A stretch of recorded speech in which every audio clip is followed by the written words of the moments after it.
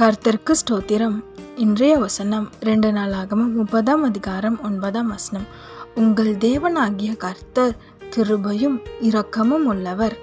நீங்கள் அவரிடத்திற்கு திரும்பினால் அவர் தம்முடைய முகத்தை உங்களை விட்டு விலக்குவது இல்லை. 2 நாளாகமம் 30 அதிகாரம் 9 உங்கள் தேவனாகிய கர்த்தர் கிருபையும் இரக்கமும் உள்ளவர்.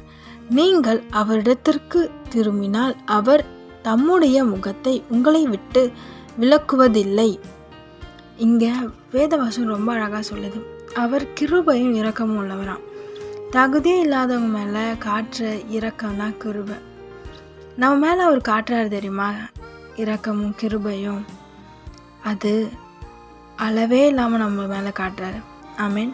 நம்ம என்ன தெரியுமா செய்யணும்? நம்ம பாவத்தெல்லாம் விட்டு அவரிடம் திரும்பும் போது அவருடைய முகத்தை நம்மளுக்கு காட்டுவாராம். ஆமேன். நம்மளை விட்டு விலக மாட்டேன்னு சொல்றாரு. விசுவாசிக்கிறீங்களா? அவர் இரக்கமும் கிருபையும் பெருசு. அது நம்மளை விட்டு என்றைக்குமே நீங்காது. அதுக்கு நம்ம என்ன செய்யணும் அப்படின்னா, நம்ம பாவ வாழ்க்கையை விட்டு அவரிடமாய் திரும்பும் போது அவர் நம்மை விட்டு விலகாத தேவனாக இருந்து நம்மளை பாதுகாத்து நம்மளை ஆசீர்வதித்து நடத்துவார். விசுவாசிக்கிறீங்களா? உங்களை பார்த்து தான் சொல்கிறாரு. நீங்கள் நினைக்கிறீங்களா என் வாழ்க்கையை எவ்வளோ பிரச்சனை, ஏதோ ஒரு தப்பு எங்கேயோ பண்ணிகிட்ருக்கீங்க, அதை யோசிச்சு பாருங்கள். இந்த பிரச்சனைக்கு காரணம் அந்த தவறு தான். அதை விட்டுட்டு கர்த்தரிடமாய் திரும்புங்க.